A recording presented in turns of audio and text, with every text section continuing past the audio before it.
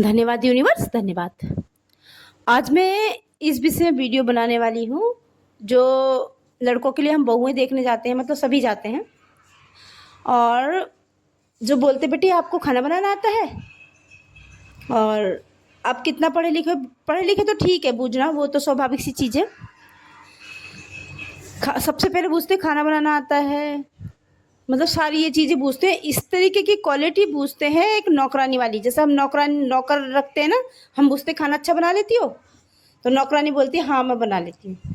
तो जब बहू बन के जाती है ना बेटी, उसके बाद वो देर से उठ रही है, जब बोलते हैं अरे देखो कैसी बहू इतनी देर से सो के उठी है, समझ रहे हो, अरे सोफे पे बैठी है देख कैसे हंस रही है। ये रोक टोक एक नौकर के लिए होती है, लोग जो करते हैं क्योंकि उन्हें तनख्वाह देते हैं, वो अपनी लिमिट क्रॉस करें तो थोड़ा लगता है अटपटा, ठीक है, लेकिन वो उस घर की मालिक है, अपने माँ बापन को छोड़ कर आई, वो त्याग कर आई है, वो त्याग की देवी है, ठीक है।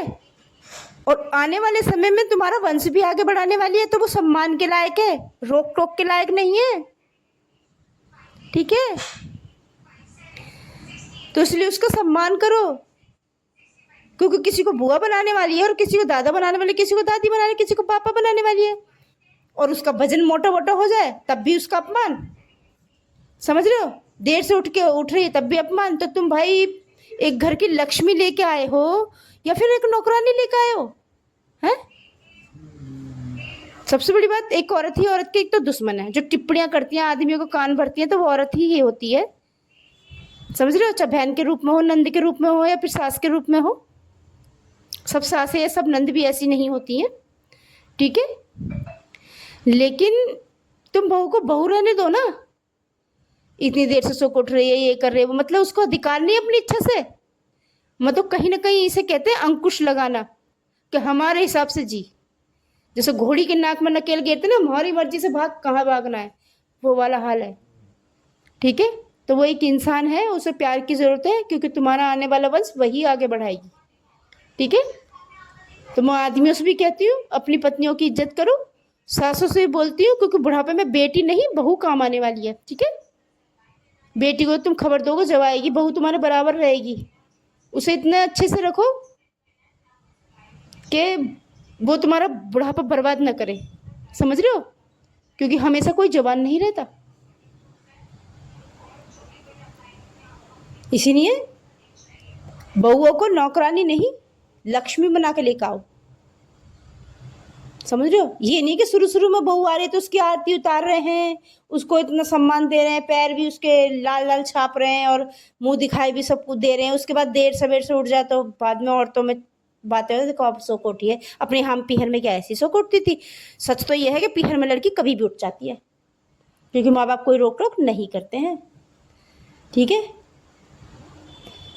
तो इसीलिए आप इंसान बने रहो, उसे वो एक नई जगह आती है, थोड़ा उसे एडजस्ट होने में टाइम लगता है, तो थोड़ा उसे समझाओ, बस। उसे तो एक गुरु की जरूरत होती है ना।